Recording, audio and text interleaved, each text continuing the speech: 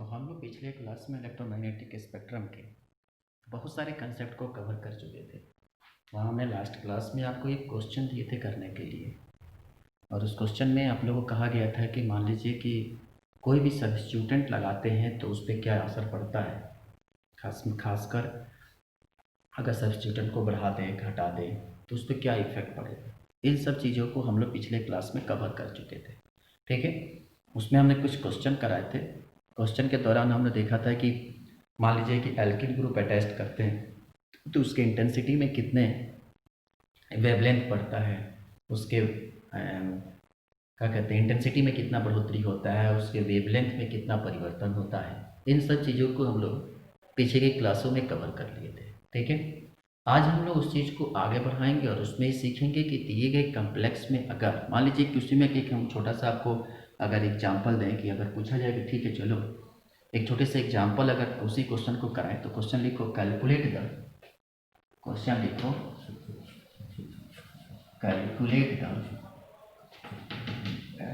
Maximum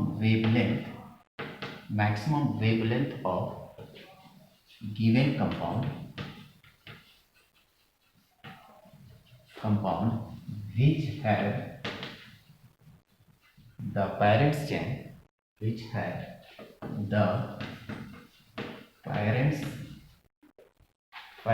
structure having lambda maximum। मान लीजिए कि लैम्डा मैक्सिमम जो दे दिया गया है वह 214 नैनोमीटर। ठीक है, अब जो हमारे पास स्ट्रक्चर है लैम्डा मैक्सिमम हमारे पास जो है वह 214 नैनोमीटर का दिया हुआ है। अब क्वेश्चन का पार्ट क्या, मान लीजिए कि हमारे पास एक ये रिंग है, एक बेंजीन रिंग है। ठीक है, इसी के साथ एक और रिंग दिया गया है और यहाँ पे दो एल्किल ग्रुप भी दिए गए हैं। डबल बॉन्डिंग का लोकेशन आपको दे दे तो यहाँ पे है जो डबल बॉन्डिंग का लोकेशन है। अब आप इसके यहाँ पर आपको मान लीजिए कि एक और हम अगर ग्रुप दे दें, जैसे यहाँ ले लीजिए आप CO2H, अब एक स्ट्रक्चर दे देते हैं CO2H नहीं HCO2। ठीक है, चलिए अब यहाँ पर अगर और कोई एल्किल ग्रुप, एक एल्किल ग्रुप यहाँ ले लो। ठीक है, अब इसके बाद इसका नंबरिंग कर लो कि ए देख लो कहाँ पे होगा, जहाँ पर बाइंडिंग होगा ये ए हो गया, फिर जहाँ पर अटैचमेंट जिसके साथ होती है ये आपका बी हो गया। ठीक है, और एक जहाँ डबल बॉन्ड, यहाँ पर एक डबल बॉन्ड है, यहाँ पर एक डबल बॉन्ड है, और चलो इसको आप एक सी ले लो। ए बी सी तीन जगह सब्स्टिट्यूटेंट आपको दे दिया गया। ठीक है, और इस डबल बॉन्ड के लिए ए यहाँ पर भी दे दिया। अब इसको कैलकुलेट करना है कितना वैल्यू होगा, मैक्सिमम इंटेंसिटी कैलकुलेट करना है। कैलकुलेट करिए।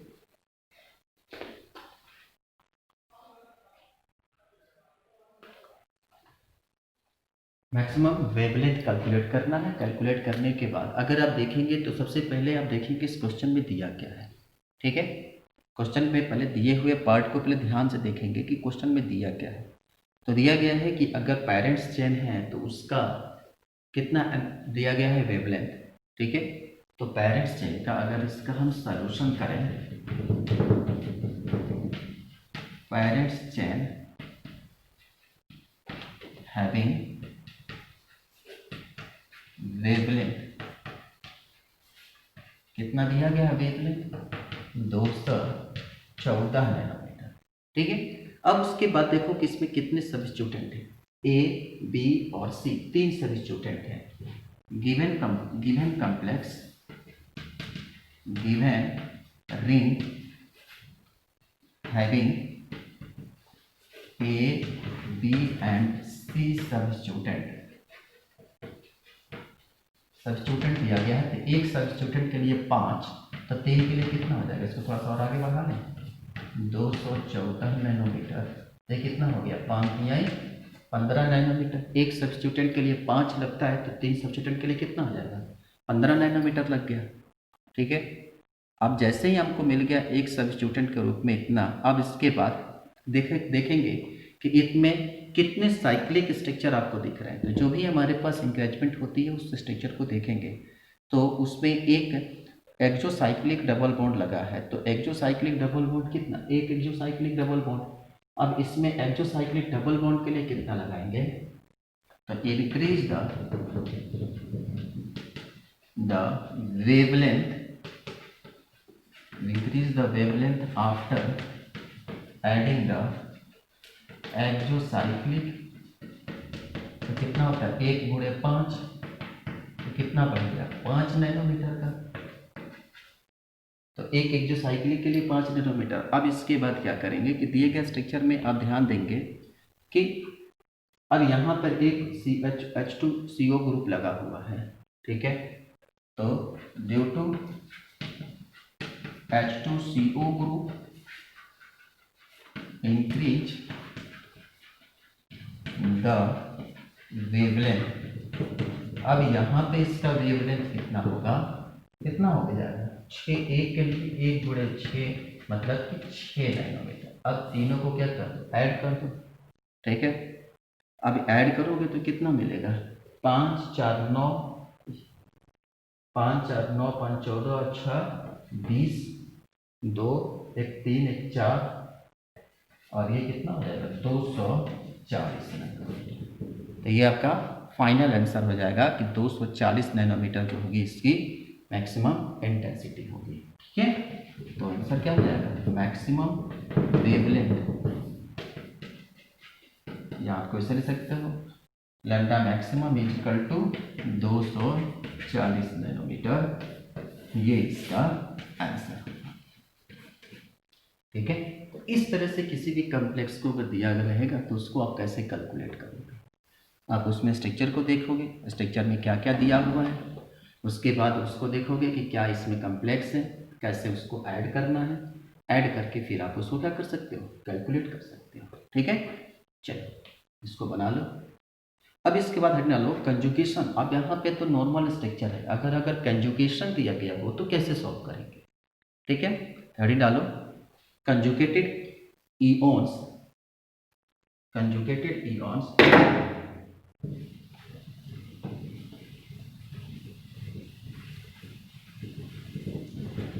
कंजुगेटेड इओन्स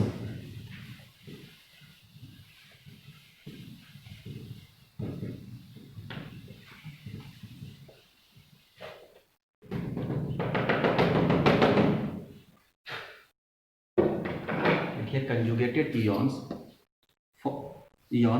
ब्रैकेट में लिख लो alpha beta unsaturated ketone and alpha beta unsaturated ketone and aldehyde. अगर स्ट्रक्चर में अल्डिहाइड और कीटोन दिया गया हो, ऐसी स्थिति में हमारे पास क्या मिलेगा, ठीक है। मान लीजिए कि हमारे पास कुछ जगह स्ट्रक्चर दिया गया हो, सपोज करिए कि एक रिंग दिया गया हो, अगर उस रिंग में अल्फा बीटा गामा सारे स्ट्रक्चर अगर दे दिया जाए, जैसे मान लीजिए कुछ इस तरह के रिंग दे दिया जाए, ठीक है। हर रिंग में अपना एक एक, यहाँ पर एक डबल बॉन्ड, यहाँ पर एक डबल बॉन्ड, एक डबल बॉन्ड, 2 डबल बॉन्ड, एक और डबल बॉन्ड आप अगर दे दें, ठीक है। और यहाँ पर आपका अल्डिहाइड COOH ग्रुप अल्डिहाइड हो गया, ठीक है। यहाँ पर अगर आप इसको जेड मान लो, उसके बाद एक जगह पर आप अल्फा मान लो, एक जगह पर आप क्या मान लो, बीटा मान लो, जेड मान लिए, यहाँ पर अल्फा मान लिए, यहाँ पर क्या मान लिए, बीटा हो गया, ये आपका क्या हो गया, गामा हो गया, ठीक है। तो स्ट्रक्चर मिल गया, अल्फा मिल गया, बीटा मिल गया और क्या मिल गया, गामा मिल गया। अब इसके बाद मान लीजिए कि एक स्ट्रक्चर आपको कोई भी दे दिया जाए, जैसे मान लीजिए कि अल्फा बीटा गामा, एक स्ट्रक्चर आपको यहाँ पर लैम्डा मिला, ठीक है। अब आपके पास 3 स्ट्रक्चर मिल गए, अल्फा बीटा गामा और लैम्डा, ठीक। अब ऐसे स्ट्रक्चर में हमारे पास क्या होगा, यह है आपका बेसिक स्ट्रक्चर, ठीक। अब याद रखेंगे कि अगर कोई भी स्ट्रक्चर हमारे पास दिया जाए, ऐसे स्थिति में आप सबसे पहले पेरेंट्स चेन को देखोगे कि इसका पेरेंट्स चेन क्या है, ठीक। और पेरेंट्स चेन में सब्स्टिट्यूशन के रूप में देखेंगे क्या क्या स्ट्रक्चर है। तो सबसे पहले आप इसका, हम आपको बेसिक कंसेप्ट बता रहे हैं, सबसे पहले आप इसका पेरेंट्स चेन को देखेंगे, पेरेंट्स चेन क्या है, ठीक है। पहले पेरेंट्स चेन, अब उसमें अगर मान लीजिए कि हमारे पास स्ट्रक्चर में पेरेंट्स चेन क्या नॉर्मल स्ट्रक्चर क्या है, ठीक है, या तो वो साइक्लिक हो या साइक्लिक हो, दोनों में parents chain having a cyclic और साइक्लिक, दोनों कंडीशन में अगर वो साइक्लिक हो या एसाइक्लिक हो, तो ऐसी स्थिति में सबसे पहले आप उसका वेवलेंथ ध्यान रखेंगे। मतलब कि ऐसे स्ट्रक्चर में जो होगा वह आपका, जैसे मैं हमारे पास कार्बन, एक कार्बन का स्ट्रक्चर है, अब उसमें अल्डिहाइड को ढूंढेंगे, अल्फा भी होगा और उसमें क्या होगा, बीटा भी होगा। ठीक है, तो ये कार्बन कार्बन, फिर उसके बाद ध्यान रखेंगे एक जगह पर अल्फा होगा, दूसरे जगह पर क्या होगा, बीटा होगा, एक कार्बन और एक कार्बन मिल गया। ठीक है, जो तीसरा कार्बन होगा इसके साथ कौन सी ग्रुप होगी, अल्डिहाइड ग्रुप होगी। ठीक, तो याद रखेंगे एक अल्फा मिला, एक बीटा मिला, एक अल्फा मिला और एक क्या मिला, बीटा मिला। उसके बाद ये है हमारा मेन चेन। ठीक, अब इसके बाद जो भी आपका डाटा मिलेगा, अब उसमें कुछ ना कुछ ऐड होता जाएगा, जो भी ऐड हो। ठीक है, अब जरा गौर से समझो, यहाँ पे जो जेड दिख रहा है ना, स्ट्रक्चर जनरली हमारे पास हम लोग लिए जो है स्ट्रक्चर यही लिए है, जो यहाँ पर आप जेड देख रहे हो ना, ये जेड जो है, यहाँ पर जेड जो है वो कार्बन का रूप का काम कर रहा है। यहाँ जो जेड आपको दिख रहा है ना, यहाँ पे जेड मतलब होता है कार्बन, अगर हम मान लें। ठीक है, अब पेरेंट्स चेन में जो अगर 5 रिंग हो, 5 मेंबर हो साइक्लिक या साइक्लिक इयन का, ध्यान रखेंगे कि यदि पेरेंट्स चेन में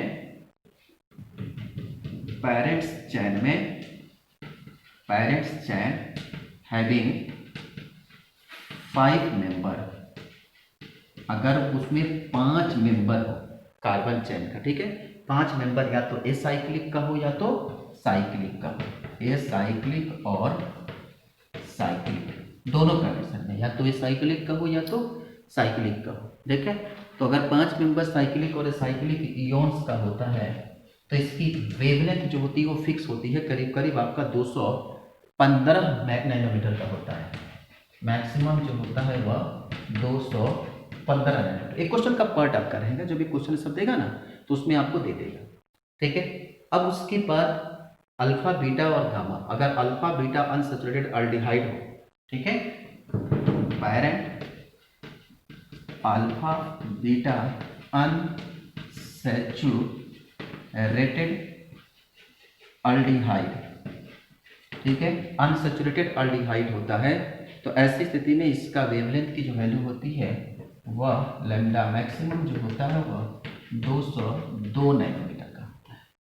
ठीक है, तो इस चीज़ का एक चीज़ आप याद रखेंगे कि इसका 200, एक मिनट सॉरी, अगर कुछ गलत हो रहा है, अगर दिए गए स्ट्रक्चर में अगर मेन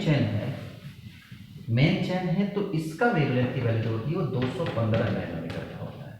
ठीक है, और ये मेन होता है तो इसकी वैल्यू जो होती है वो 202 नैनोमीटर की होती है, और अल्फा बीटा होता है तो उसका जो वैल्यू होती है 207 नैनोमीटर की होती है। ठीक है, चलेगा।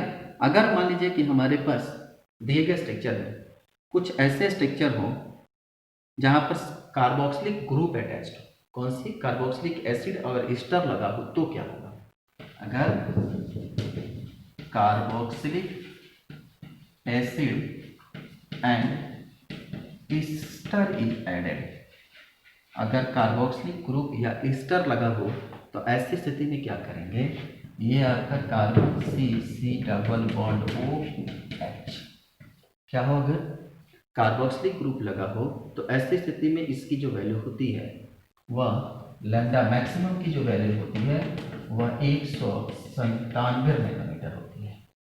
ठीक है, चलेगा यहाँ तक। अब इसके बाद ध्यान रखेंगे इंक्रीजमेंट कितनी होती है, अगर स्ट्रक्चर में दिया गया हो काफ़ी ज़्यादा वैल्यू हो, अल्फा बीटा गामा लैम्डा सब दिया हो, तो उसकी वैल्यू में क्या अंतर आएगा।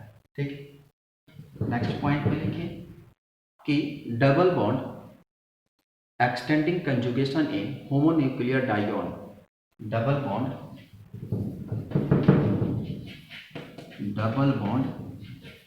देखिए, double bond extending conjugation extending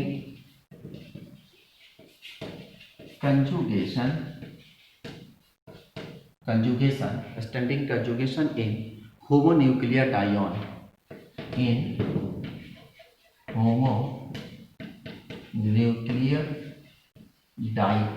अगर होमोन्यूक्लियर डाइऑन होगा तो ऐसे सिचुएशन में क्या कंडीशन होगी।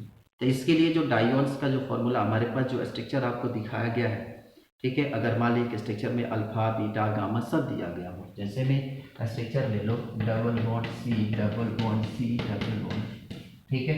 या यहाँ पर आपको अल्डिहाइड दिया जाए, तो एक काम करिए अल्फा बीटा गामा, एक स्ट्रक्चर उसमें कम हो रहा है, अल्फा बीटा गामा और लैम्डा तीनों होता है, ठीक है। तो यहाँ पे अल्फा बीटा गामा और क्या लैम्डा, ठीक है। तो ऐसी स्थिति में इसका जो वेवलेंथ जो होती है, इसका वेवलेंथ करीब करीब जो होता है वह 39 नैनोमीटर का होता है, ठीक है। लेकिन अगर ऐसे स्ट्रक्चर में मान लीजिए कि एल्किल ग्रुप अगर भी अटैच्ड हो, ठीक है, या double bond extending conjugation in heteronuclear diene, double bond BOUNDLE double bond extending in, वो होमोन्यूक्लियर है, कंजुगेशन हेट्रोन्यूक्लियर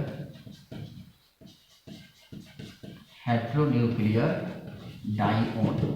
तो डबल बॉन्ड हेट्रोन्यूक्लियर डाइऑन अगर आएगा तो ऐसी स्थिति में इसका लैम्डा मैक्सिमम जो होगा वह 30 नैनोमीटर का होगा, ठीक है।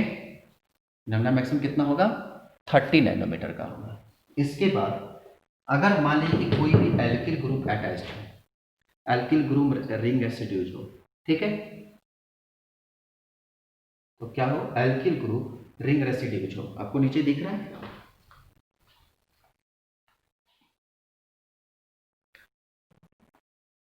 अगर एल्किल ग्रुप रिंग रेसिड्यूज हो तब क्या होगा, तो उसके लिए आप याद रखेंगे, काम करते हैं ऊपर से मिटा देते हैं।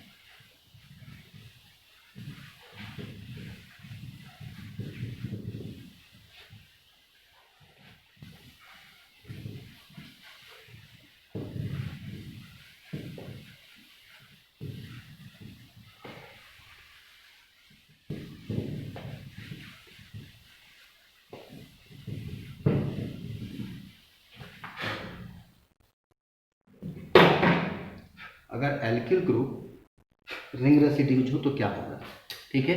तो उसमें डिपेंड करता है कितना नैनोमीटर उसमें इंटेंसिटी जो है उसकी बढ़ रही है, सबसे इंपॉर्टेंट चीज़ों का। तो आप लिखिए alkyl group ring residues,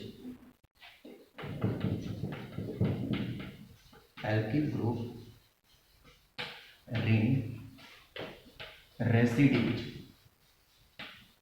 alkyl group ring residues में क्या होगा कि आप मान लीजिए कि अगर वह हर डिपेंड करेगा कि अल्फा बीटा गामा, हमने पहले स्ट्रक्चर खींचा था, स्ट्रक्चर क्या है आपका,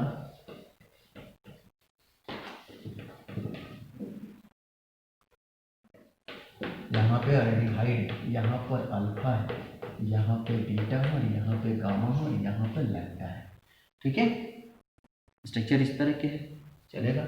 यहाँ पे आपका एक डबल बॉन्ड, यहाँ पर आपका एक डबल बॉन्ड, ठीक। अब जैसे जैसे स्ट्रक्चर होगा जहाँ अल्फा बीटा गामा हर पोजीशन पे जो होगा वह अलग अलग होगा, ठीक। अगर मान लीजिए कि अल्फा ग्रुप पर, यहाँ पे अगर अल्फा कार्बन पर अगर एल्किल ग्रुप अटैच्ड होगा, ठीक है, अल्फा कार्बन पे अगर अल्फा कार्बन पर एल्किल ग्रुप अटैच्ड होगा तो लैम्डा की वैल्यू जो होगी वह 10 नैनोमीटर बढ़ेगी। कितना बढ़ेगी 10 नैनोमीटर, ठीक है। अगर बीटा पर होगा, बीटा कार्बन पर, तो लैम्डा की जो वैल्यू होगी वह 12 नैनोमीटर बढ़ेगी, ठीक है। अगर वही चीज़ें अगर गामा पर होगा, अल्फा बीटा अगर गामा कार्बन पर होगा तो ये 18 नैनोमीटर बढ़ेगा, ठीक। लेकिन अगर यही लैम्डा पर होगा, लैम्डा कार्बन पर अगर कोई एल्किल ग्रुप आकर अटैच्ड होगा तो ऐसी स्थिति में भी 18 नैनोमीटर ये इंक्रीज करेगा। इस चीज़ को आप हमेशा याद रखिए, ठीक है। अगर मान लीजिए कि हमारे पास कोई क्रोमोफोर अटैच्ड हो, एडिंग क्रोमोफोर, अगर क्रोमोफोर अटैच्ड हो तो याद रखेंगे अल्फा पोजीशन पर, अब सबका अलग अलग, अल्फा पोजीशन, ठीक है, बीटा पोजीशन गामा पोजीशन, ठीक है, और कौन सी पोजीशन, लैम्डा पोजीशन, ठीक है। अगर क्रोमोफोर में अगर OH ग्रुप अगर अटैच हो,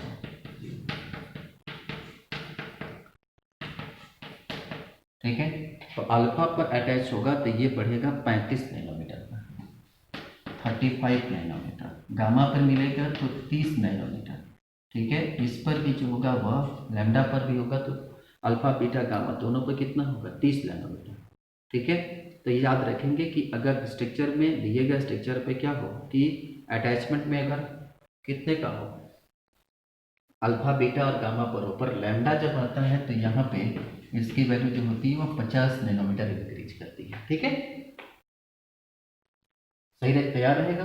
फिर उसके बाद से दिए गए स्ट्रक्चर में अगर मान लीजिए कि अगला पोजीशन जो हमारे पास अगला एडिंग ग्रुप है, अगर अल्फा पोजीशन पे दूसरा कोई अगर क्रोमोफोर दिया जाए, जैसे में आपका मान लीजिए कि OCH3 दे दिया जाए, ठीक है, तो यहाँ पे जो होता है करीब करीब 35 नैनोमीटर इंक्रीज करेगा अल्फा पोजीशन पे, ठीक है। लेकिन अगर यही बीटा पोजीशन पर अगर OCH3 ग्रुप दिया गया हो तो इसकी जो वैल्यू होगी वो करीब करीब कितना 30 नैनोमीटर इंक्रीज करेगा, ठीक है।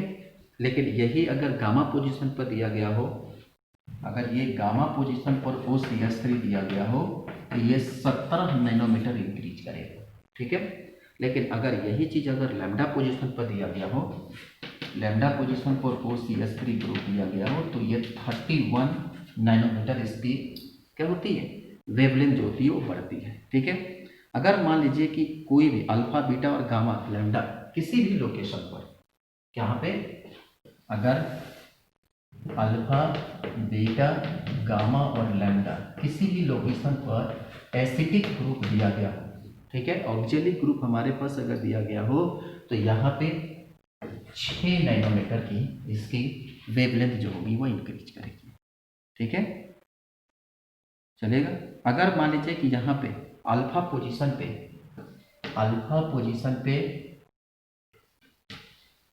क्या दिया है, अल्फा पोजीशन पर क्लोरीन अटैच्ड हो, कोई हैलोजन क्लोरीन अटैच्ड होता है तो इस पर 15 नैनोमीटर बढ़ता है, ठीक है।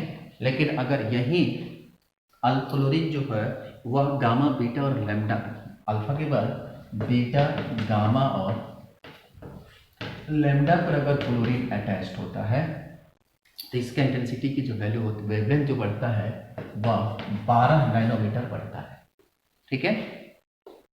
इस चीज के डाटा को आपको याद रखना होगा। लेकिन वही चीज अगर ब्रोमीन की बात करें तो अल्फा बीटा और अल्फा पोजीशन पर अगर ब्रोमीन अटैच्ड हो, अल्फा पोजीशन पर अगर ब्रोमीन अटैच्ड हो, ध्यान रखें अल्फा पोजीशन पर कौन सा, अगर ब्रोमीन की अटैचमेंट होती है तो यहाँ पे 25 नैनोमीटर इंक्रीज करता है, ठीक है। अगर बीटा पोजीशन पे अगर ब्रोमीन इंक्रीज हो, ठीक है, अल्फा पोजीशन पर हो तो 25 नैनोमीटर, बीटा पोजीशन पर इंक्रीज होता है तो यहाँ पे 30 नैनोमीटर जो होगा उसका वेवलेंथ में इंक्रीजमेंट होगा, ठीक है। जबकि गामा और लैम्डा पोजीशन पर अगर ब्रोमीन अटैच्ड हो तो यहाँ पर इसकी वेवलेंथ की जो वैल्यू इंक्रीज होती है वो करीब करीब 25 नैनोमीटर इंक्रीज होती है, कितना 25 नैनोमीटर, ठीक है। लेकिन अगर यही पर अल्फा बीटा और गामा पर अगर मान लीजिए कि लास्ट में अगर बीटा पोजीशन पे, खास करके बीटा पोजीशन पे NH2 group amine group attached हो तो करीब करीब 95 नैनोमीटर वेवलेंथ जो होती है इसकी इंक्रीज करती है, ठीक है। तो यहाँ ध्यान रखेंगे कि अगर एसाइक्लिक रिंग है और एसाइक्लिक रिंग में अगर double bond triple bond attachment, ये बड़ी इंपॉर्टेंट अटैचमेंट होती है। चलो इसको बनाओ, हम पूरा एक ही बार में बता देते हैं कितना इंक्रीज करता है, बना लो इसको, बन गया, बनाओ इसको।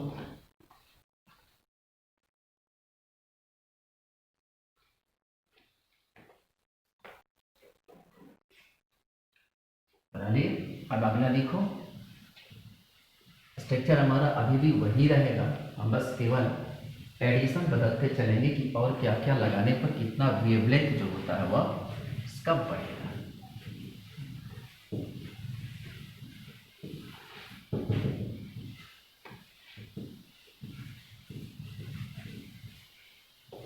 चलो अब लिखो NR। अगर मान लीजिए कि हमारे पास कोई ग्रुप ऐसा हो NHR, NR2, NHR, NR2, देखो NHR, NR2, if double bond in a ring is exocyclic,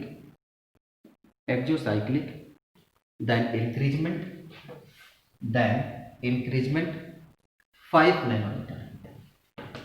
अगर NR हो, NH2 हो, NHR हो या NR2 हो तो यहाँ पर जो है 5 नैनोमीटर का बॉन्डिंग क्या करेगा, वेवलेंथ इंक्रीज करेगा। ठीक है, नीचे लिखो if double bond in two ring in exocyclic, then increment 10 nanometre, ठीक है। थर्ड लिखो increment for the group thiol, bracket में लिख लो SR, at beta position wavelength जो होती है वो 80 नैनोमीटर इंक्रीज करती है। ठीक है, नेक्स्ट लिखो solvent correction for methyl and, या ऐसे लिखो solvent correction for methanol and ethanol, 0 nanometre. किसमें? मेथेनॉल और इथेनॉल, यहाँ पे वेवलेंथ में कोई परिवर्तन नहीं होगा। ठीक है, आगे लिखिए solvent correction for chloroform, CHCl3 chloroform, इसमें सिर्फ 1 नैनोमीटर इंक्रीज करता है, 1 नैनोमीटर। ठीक है, आगे लिखिए सॉल्वेंट करेक्शन फॉर वाटर,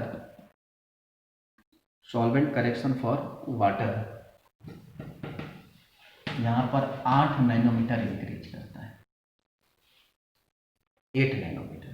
ठीक है, solvent correction for hexane and cyclohexane,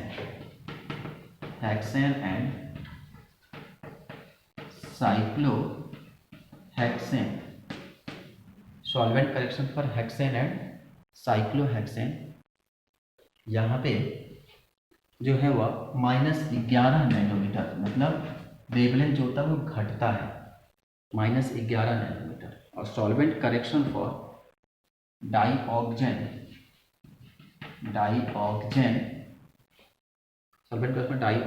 यहाँ पर भी इसकी वैल्यू जो वेवलेंथ होती है वह करीब -5 नैनोमीटर डिक्रीज करता है। और आगे लिखो सॉल्वेंट करेक्शन फॉर डाईइथाइल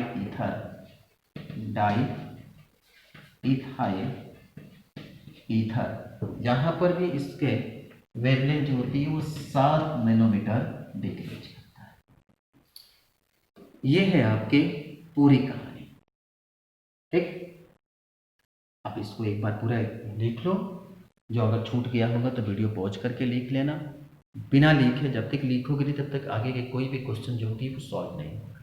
ठीक है, अब चलो, अब इसके बाद हम लोग अगर जो भी हमारे पास वैल्यू जो होगा क्रोमोफोर में, अब कितना वैल्यू, अगर मान लीजिए कि हमारे पास एरोमेटिक साइक्लिक कार्बोनिल कंपाउंड दिया हो तो पर स्ट्रक्चर में हमारे पास अभी तक तो हम लोग जनरल स्ट्रक्चर, थोड़ा सा डाटा अभी हम सिर्फ कलेक्शन करा रहे हैं, जब हम इसको अप्लाई करेंगे न्यूमेरिकल पर तब आपको अच्छे से इसका समझ में आएगा। फिर तो हम इसका पहले डाटा कलेक्शन कर ले रहे हैं, पूरा डाटा कलेक्ट कर ले रहे हैं, और कलेक्शन के बाद फिर हम इसको हम लोग सॉल्व करना शुरू करेंगे। ठीक है, अगर एरोमेटिक कार्बोनिल कंपाउंड हो, कैसा हो, aromatic carbonyl compound COMPOUNDS compounds, तो कैसे होगा? एरोमेटिक कंपाउंड्स में अगर मान लीजिए कि हमारे पास एक साइक्लिक रिंग हो,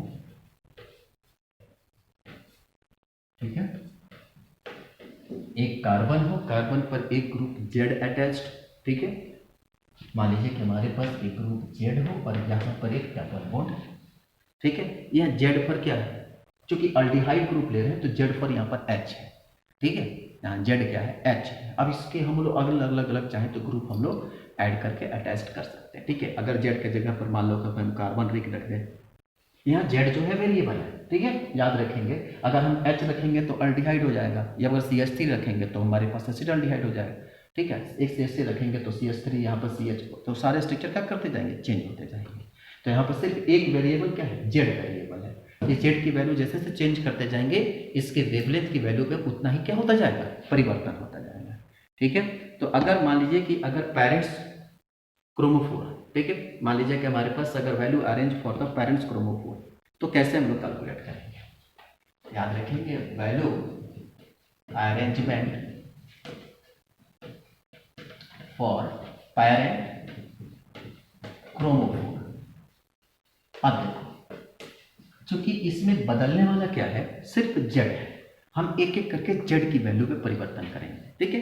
अगर मान लो पहले कंडीशन में जेड की जगह पर एच हो, जेड की जगह पर क्या हो, एच हो, ठीक है, तो ऐसे स्थिति में लैम्डा मैक्सिमम की वैल्यू जो होगी वो करीब करीब 250 नैनोमीटर की होती है। कितनी होगी, 250 नैनोमीटर की, ठीक है।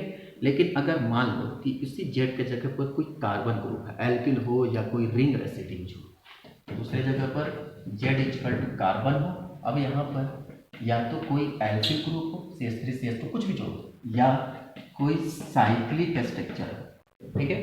तो ऐसी स्थिति में जो पेरेंट्स चेन, जो फाइनल वैल्यू होगा इसका, वह 246 नैनोमीटर का होगा, ठीक है। लेकिन अगर मान लो कि इसी जेड के जगह पर कोई अल्कोक्सी ग्रुप अटैच्ड हो, ठीक है, या अल्कोहल अटैच्ड हो, अगर OH लगा दोगे तो यहाँ पे क्या हो जाएगा, कार्बोक्सिलिक हो जाएगा। अगर OR लगा दोगे तो यहाँ पे क्या होगा, एक तरफ यहाँ कीटोन के रूप में काम करने लगेगा। तो इस तरह के स्ट्रक्चर जब हमारे पास मिलेंगे, ठीक है, तब आपको क्या स्ट्रक्चर होगा, तो अगर यहाँ पे OH या OR लगा रहेगा तो इनके वेवलेंथ में जो होते हैं वह 230 नैनोमीटर इंक्रीज, ठीक है, चलेगा। अब उसके बाद सब्स्टिट्यूटेंट की बात करते हैं। अब इसके बाद हम पोजीशन की, अगर मान लो ortho position, meta position, para position पर एल्किल ग्रुप अगर लगाते जाएंगे तो हमारे पास क्या होगा, rearrangement for each substituent in the ring, rearrangement for each substituent in the ring. अब प्रत्येक सब्स्टिट्यूटेंट रिंग में क्या इफेक्ट पड़ेगा, ठीक है। तो मान लीजिए कि अगर पहले चीज ऑन और इन ऑर्थो पोजीशन, अगर ऑर्थो पोजीशन पर अगर हो, ठीक है, या ऑर्थो एंड मेटा पोजीशन, दो पोजीशन पर, ऑर्थो पोजीशन पर हो और मेटा पोजीशन पर हो, तो याद रखेंगे जो भी एल्किल ग्रुप अटैच करेंगे इसमें 3 नैनोमीटर इंक्रीज करेगा, ठीक है। लेकिन अगर यही पैरा पोजीशन पर हो, इन पैरा पोजीशन, तो पैरा पोजीशन पर होने पर 7 नैनोमीटर इंक्रीज करेगा। ऑर्थो पोजीशन पर 3, पैरा पोजीशन पे 7। ऑर्थो और मेटा पोजीशन पर अगर मान लो कि क्लोरीन ग्रुप हो, अगर एल्किल ग्रुप लग रहा है तो 7 नैनो, ठीक है। वहीं ऑर्थो और मेटा पोजीशन पे, तीसरा पे ऑर्थो एंड मेटा पोजीशन पे क्या हो, अगर क्लोरीन अटैच्ड हो, ऑर्थो और मेटा पोजीशन पर क्लोरीन अटैच्ड हो तो कोई भी वैल्यू में इंक्रीजमेंट नहीं होगा। लेकिन यहीं पर अगर पैरा पोजीशन पर क्लोरीन होता है, किस पे, इन पैरा पोजीशन अगर यहाँ पे क्लोरीन होगा तो 10 नैनोमीटर इंक्रीज करेगा। ठीक है, क्लोरीन होगा तो 10 नैनोमीटर इंक्रीज करेगा, चलेगा। अगर मान लीजिए कि यहाँ पे ऑर्थो और मेटा पोजीशन पर कोई एल्किल ग्रुप हो, या एक मिनट, इन ऑर्थो और मेटा पोजीशन कोई या तो एल्कोहल ग्रुप हो या एल्कोक्सी ग्रुप हो, ठीक है, OH और OR आता है, तो ऐसी स्थिति में भी इसमें 7 नैनोमीटर इंक्रीज करेगा। ठीक है, लेकिन अगर यहीं पर इन मेटा पोजीशन, अगर मेटा पोजीशन होगा तो ऐसे कंडीशन में अगर OH और OR जुड़ेगा, OH और अगर OR इसके साथ अगर अटैच्ड होता है, ठीक है, तो इसमें जो होता है करीब करीब 25 नैनोमीटर इंक्रीज करता है। ठीक है, इसी तरह से अगर ऑर्थो और मेटा पोजीशन पे हमारे पास अगर मान लीजिए कि NH2 ग्रुप हुए, इन ऑर्थो एंड मेटा पोजीशन क्या जुड़ा, NH2 ग्रुप जुड़ता है। ठीक है, तो ऐसी स्थिति में इसमें जो है NR2 ग्रुप जुड़ता है तो 20 नैनोमीटर इसमें इंक्रीज करेगा। ठीक है, लेकिन अगर पैरा पोजीशन पे, इन पैरा पोजीशन, अगर पैरा पोजीशन पर NR2 ग्रुप जुड़ता है तो 85 नैनोमीटर इंक्रीज करता है। इस तरह से आपके पास जो भी डाटा दिया रहेगा, ठीक है, अब आप उसको क्या करेंगे, कैलकुलेट करेंगे कि वैल्यू अगर मान लीजिए कि दे दिया जाए कि इस वैल्यू में इतना डाटा दिया गया है, क्वेश्चन इतना दिया हुआ है, फिर आप इस पर कैलकुलेट करो कि इसका मैक्सिमम वेवलेंथ कितना इंक्रीज करेगा, कितना डिक्रीज करेगा। चलिए इसको बनाओ, फिर इसके बाद हम एक क्वेश्चन कराते हैं आपको।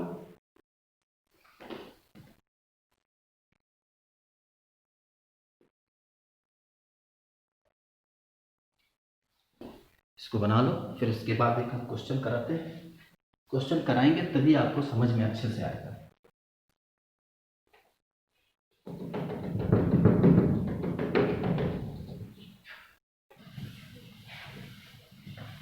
चूँकि आज पोजीशन लोकेशन चेंज हुआ है तो बोर्ड पर चूँकि स्पेस लोकेशन चेंज किए हैं तो बोर्ड पर स्पेस जो है ज़्यादा मिल रहा है, इसलिए जो होगा वीडियो छोटा होगा और ज़्यादा टॉपिक कवर है। बोर्ड बड़े होने से एक ही चीज़ का फ़ायदा होता है, एक टॉपिक जो है ज़्यादा कवर होता है, ज़्यादा हम लिख सकते हैं। ठीक है, लोकेशन नया है, अच्छा लगेगा तो बताइएगा कैसा लोकेशन आपको लगा, और आप कमेंट बॉक्स में ज़रूर बताइएगा कैसा लग रहा है आपको। ठीक है, अच्छा लगेगा तो ज़रूर बताइएगा, तो हम कोशिश करेंगे कि इसको और जो है यहाँ पे ये आपको कैलकुलेट करें। आपको क्वेश्चन दिया गया कि मान लीजिए कि एक क्वेश्चन है, लिखो कैलकुलेट द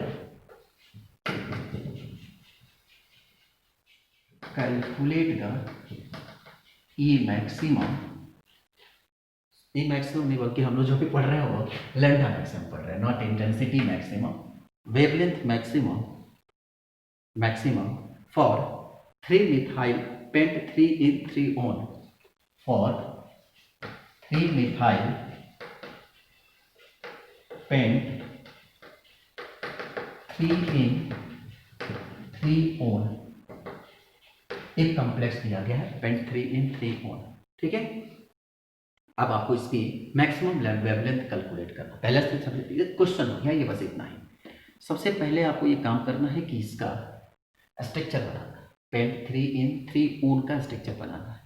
कैसे स्ट्रक्चर इसका हम बनाए, 3-in-3-on का। ठीक है, पेंट 3-in और 3-on। अब आप स्ट्रक्चर ढूंढो और बताओ कि हम आप लोग 3-in और 3-on कैसे बनाए।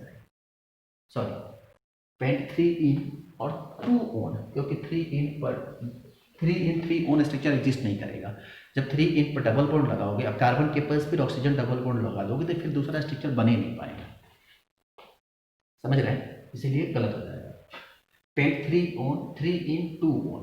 अब आप पहले तो स्ट्रक्चर ड्रॉ करो, 5 कार्बन का चेन है, 1 2 3 4 5। ठीक, दूसरे नंबर पर डबल बॉन्ड, या तो आप 1 2 इसको 2 नंबर दो, या 1 2 किसी को भी आप 2 नंबर दे सकते हो। ठीक है, जिसको आपको 2 नंबर देना है आप उसको 2 नंबर दे सकते हो। ठीक, तो 1 2 3 4 5, 1 2 3 4 5, अरे तो 6 हो गया सर, 5 ही है। ठीक, या तो आप इसको 2 नंबर दो, या तो इसको 2 नंबर दो। अगर हम इसको 2 नंबर देते हैं तो 1 2 3 4 5। ठीक है, या आप चाहते तो क्या करते, इसको 2 नंबर देते तो यहाँ पे डबल बॉन्ड लगा देते, बात एक ही है। तो 2 ऑन हो गया और 3 जो है इन। और उसके बाद तीसरे नंबर पर ही क्या लगा है, 3 मिथाइल। तीसरे नंबर पर ये क्या लगा है, एक मिथाइल ग्रुप लगा है, मतलब यहाँ पर एक मिथाइल, ये स्ट्रक्चर। अब आप इसका क्या करना है, निकालिए। मतलब अगर आप देखेंगे तो यहाँ पर एक क्या है, ये आप एक CH3, मतलब एक कार्बन यहाँ है, एक CH3 यहाँ है, यहाँ पर एक कार्बन है, वहाँ पर भी क्या है, एक कार्बन है, मतलब यहाँ पर एक CH हो गया, 1 2 3 4 यहाँ पर एक कार्बन है। ये आपका स्ट्रक्चर है। स्ट्रक्चर को ऐसे भी लिख सकते हो, CH3 CH double bond C, यहाँ पर कितने हैं, 1 2 3 1 2 3 4 C, यहाँ आ गया CH3, यहाँ पर C डबल बॉन्ड, और ये है CH3। ये है सिंपल स्ट्रक्चर। देख लो 1 2 3 4 5 है, दूसरे नंबर पर डबल ON है और तीसरे नंबर पर ट्रिपल बॉन्ड है। पता है ना काउंटिंग शुरुआत कैसे करती है, जैसे हमें पहले फंक्शनल ग्रुप मिलता है। हो गया, अब इसका आपको कैलकुलेट करना है लैम्डा मैक्सिमम। निकालिए कितना होगा,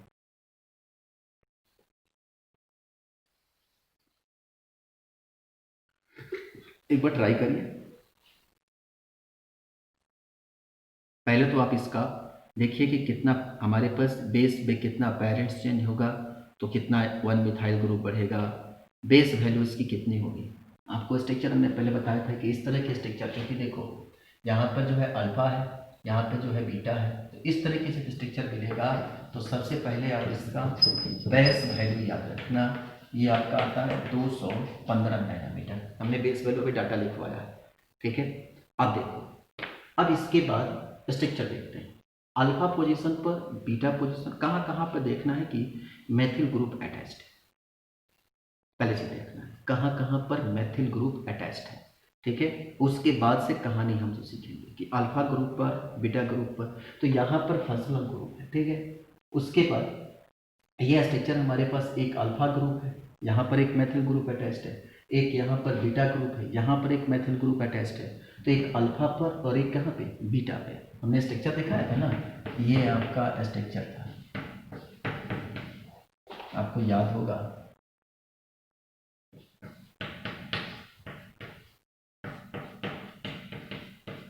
अब ये स्ट्रक्चर बनाए थे हम, तो फंक्शनल ग्रुप के बाद ये अल्फा और ये क्या है, बीटा, तो ये अल्फा हो गया और ये क्या हो गया, यहाँ पर बीटा अटैच्ड है। तो आप इस स्ट्रक्चर पर देखो कि कहाँ पर क्या है, तो अल्फा ग्रुप पर एक मेथिल ग्रुप अटैच्ड है। अल्फा पोजीशन पे क्या है, एक मेथिल ग्रुप है। तो इसके लिए एक अल्फा पोजीशन पर आपको याद करो कि अल्फा पोजीशन पर एक मेथिल ग्रुप अटैच्ड होता है, तो उसको आप उसकी वैल्यू में कितना इंक्रीजमेंट होता है, एक अल्फा ग्रुप अटैच्ड होता है तो उसकी वैल्यू में 10 नैनोमीटर इंक्रीज करता है। और वही बीटा पोजीशन पर एक CH3 ग्रुप अटैच्ड होता है तो 12 नैनोमीटर इंक्रीज करता है। कितना हो जाएगा, 5 2 7 1 1 2 1 3 237 नैनोमीटर। तो कितना इसकी वैल्यू आ गई, 237 नैनोमीटर। इस तरह से आप क्या कर सकते हैं, किसी भी क्वेश्चन को आसानी से सॉल्व कर सकते हैं। कितना इसके वेवलेंथ में इंक्रीजमेंट आती है अगर क्या करें, स्ट्रक्चर में अगर परिवर्तन किया जाए। तो आप पहले बेसिक स्ट्रक्चर को खींचना, फिर उसके बाद अल्फा बीटा गामा सारे लोकेशन को दिखाना, और उसके बाद उसके क्या करना, देखना कि कहाँ पर कितनी वैल्यू लिख रही है।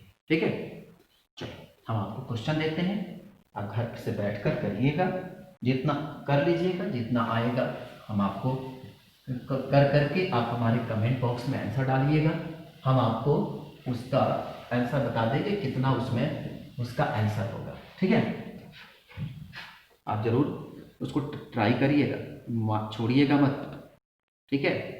चलिए क्वेश्चन नंबर 1 सबका पहले लिख लीजिए, कैलकुलेट द, क्वेश्चन लिखिए calculate the maximum wavelength of the following given compound, calculate the maximum wavelength of following given compound, following given compound, calculate the maximum wavelength of following given compound, ठीक है। चलो question number 1, एक ring आपको दिया गया है, ठीक है। एक यहाँ पर क्या दिया गया, एक रिंग दे दिया गया और यहाँ से एक डबल बॉन्ड से एक और रिंग को अटैच कर दिया गया, ठीक चलेगा। यहाँ पर हम दे दिए एक ऑक्सीजन ग्रुप, चलेगा। यहाँ पे दे दिया अल्फा और यहाँ पर दोनों पे दे दिया बीटा। कैलकुलेट करना आपको, पहला क्वेश्चन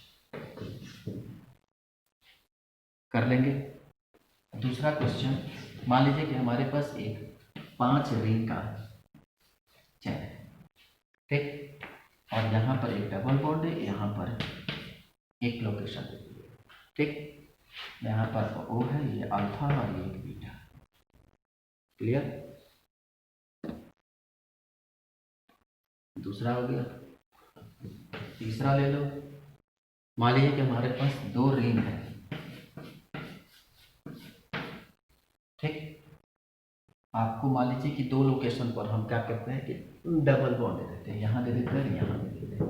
फिर उसके बाद यहाँ पर जो है एक ऑक्सीजन ग्रुप अटैच कर देते हैं, यहाँ पर एक एल्किल ग्रुप अटैच कर देते हैं, ठीक है चलेगा। यहाँ पर इसका नाम A, इसका नाम B, ठीक।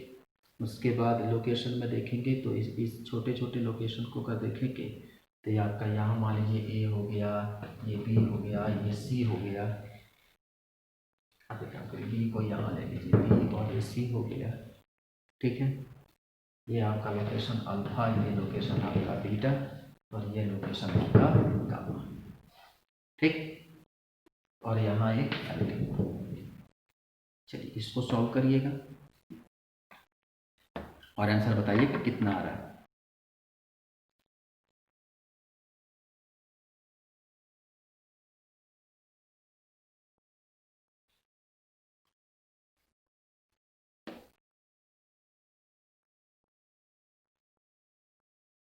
ठीक है, ये है आपके मेन इंपॉर्टेंट कहानी। चलिए अब एक काम करिए, यूवी रे का आखिरी टॉपिक लिखिए, application of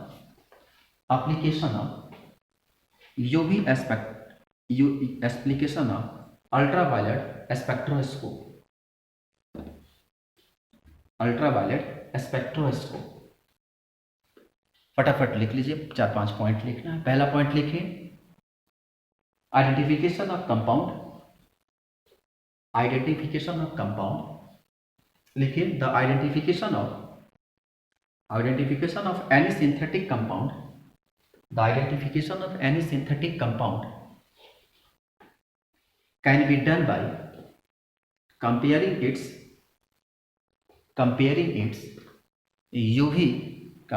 its UV spectrum with a standard sample,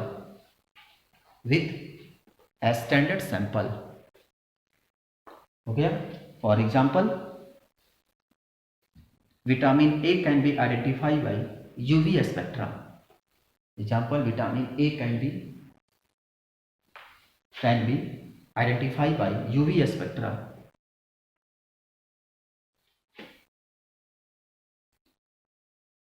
and also the isomer of vitamin A and A2, vitamin A1 and A2 can be identified,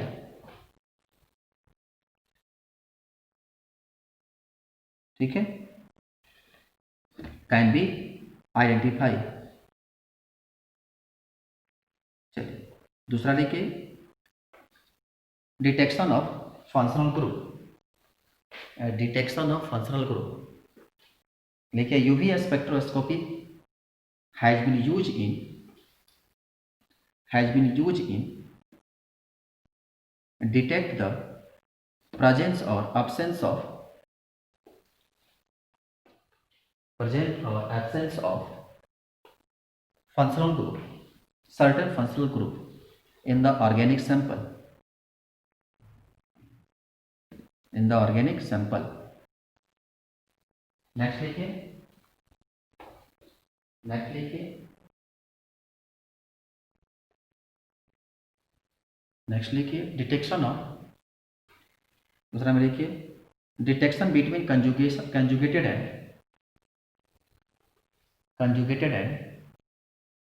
non conjugated, conjugated and non conjugated compounds, conjugated and non-conjugated compounds. देखिए UV spectrum can use distinguish between conjugated and non-conjugated compound, conjugated and non-conjugated compound.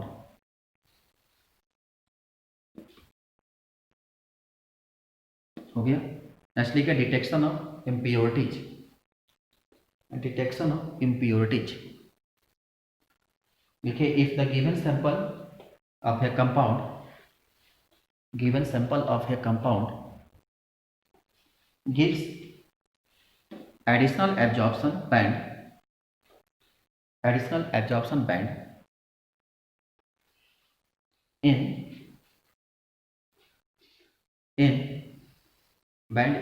addition to characteristic band of functional group of the pure compounds, then the given sample is impure, then the given sample is impure.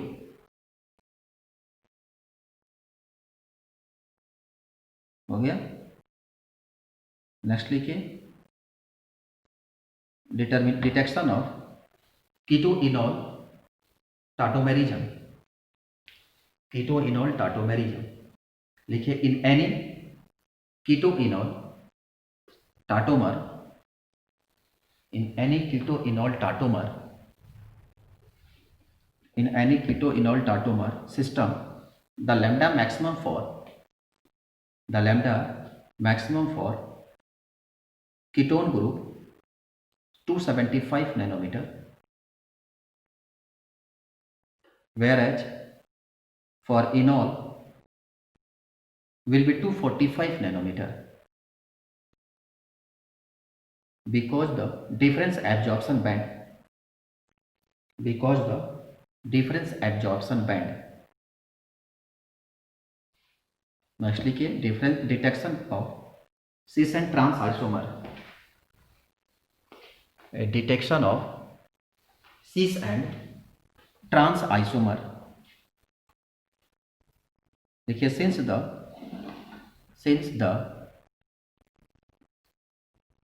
the trans isomer acts with lambda maximum at slightly longer wavelength and large extension than corresponding cis form, the UV spectroscopy has been used for detecting the nature of cis trans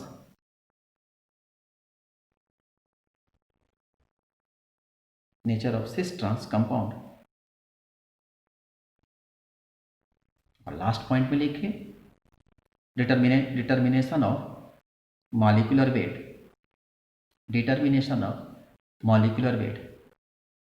देखिए when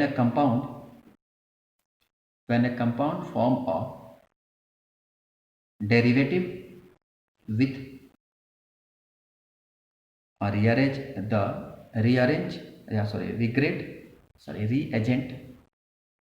derivative with a reagent which is characteristic band of high intensity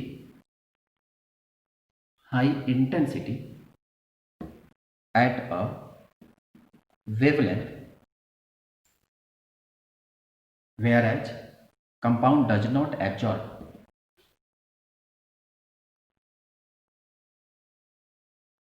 the epsilon naught, the epsilon of the derivative is the same as the other reagent, at that of reagent.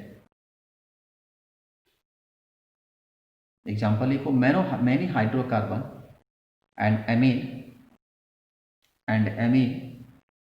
piece rate.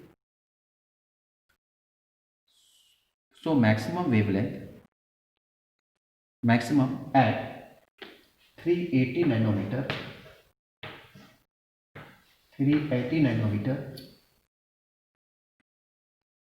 having epsilon naught 13400